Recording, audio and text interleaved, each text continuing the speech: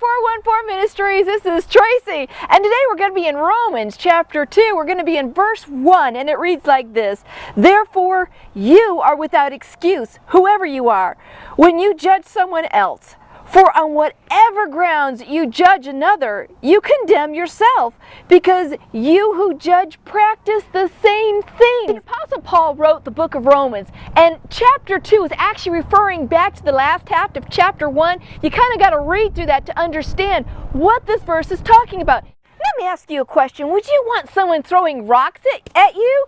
I mean, really, would you want someone just hurling rocks at you? I mean, it would throw you off, wouldn't it? Kind of throws me off a little bit there, having rocks hurled at you. But see, when we're judging people, whether in our minds or verbally, that's exactly what we're doing.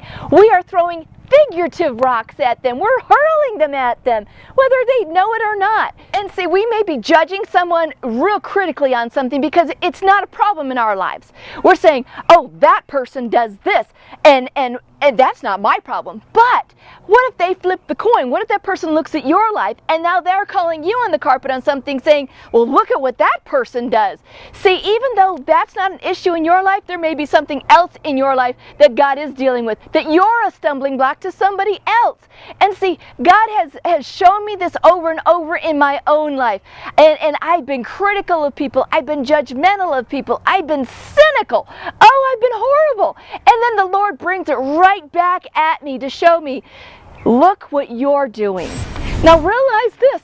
We are all sinners. We all fall short of the glory of God. He says that in His Word. None of us are perfect. We all have our problems that we need to work on. The Lord is continually showing each one of us, if we'll listen, what it is we need to address, what it is we need to correct, how we can be more like His Son Jesus, how we can be those ambassadors of Christ, how we can be that light to those people around us instead of a stumbling block. We don't want to be that stumbling block to people, because what does that do? That makes us a hypocrite, and it makes other people turn away from the Lord instead of attracting them to the Lord. And the Lord doesn't want that. So we also have to remember, you reap what you sow. What are you sowing? Are you sowing good things and praying for other people? When you see something wrong in someone's life, are you praying for them? Are you talking about them? Are you gossiping them? Do you know, I know this is one of the hardest things to believe, but gossipers, busybodies, people who whisper, who tell secrets. There's a list in Galatians 5:19 that talks about these people, and Paul says this: I tell you once, and I'm going to tell you again, these people will not make it into the kingdom of heaven. Like, when we look at the sin of gossiping or judging other people, we don't see those as quite so bad. You know, there's those really bad sins like murdering or something really terrible out there. But God doesn't categorize sin. Jesus Christ had to die for all sins, okay? There are several lists in the Bible. There's one in Galatians, in Romans, and in Ephesians, and they're all talking about different sins like gossiping and backbiting and whispering and being a busybody. These things that we kind of dismiss as being really not that big of a deal.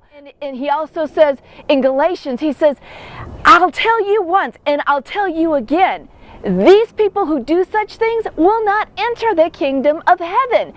And you think, well, certainly he doesn't mean that about a gossip. I mean, it's not really gossiping. It's just telling juicy stories. No, it's not telling juicy stories. It's gossiping. If you are talking about somebody in a bad light, and it shines this really bad light on them, it's gossiping. You know what you should be doing? You should be praying for that person. And no, you shouldn't bring it up in a prayer request saying, well, did you hear about such and such? Well, let me tell you, we need to pray for them because they're doing X. No, X, no, don't you do that. You don't do that. If you're going to bring them up, you say, do you know what? Such and such is going through a challenging time right now. We just need to pray for them. Drop it. Leave it there.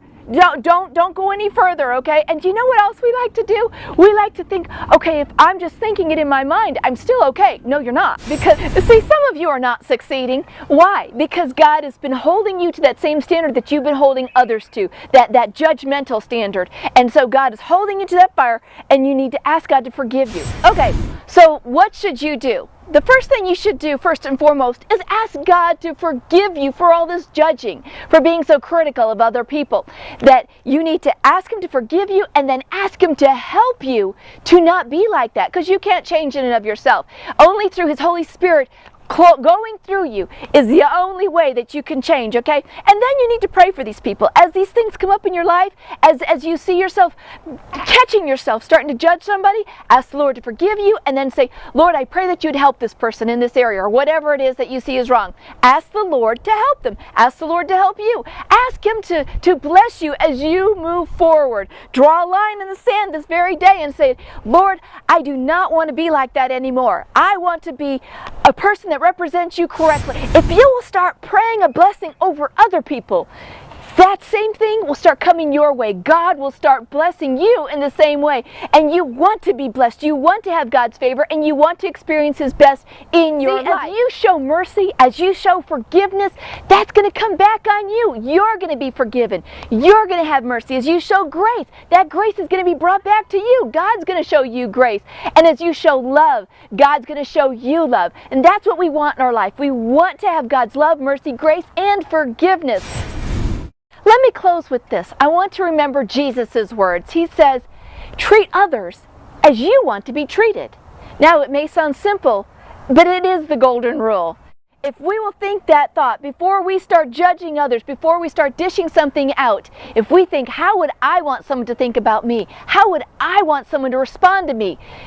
You might find your reactions and your responses are a little bit more different, all right? So move forward in faith, move forward with Jesus Christ, and move forward pleasing to the Lord, and watch what He does in your life. This has been Tracy from Esther 414 Ministries.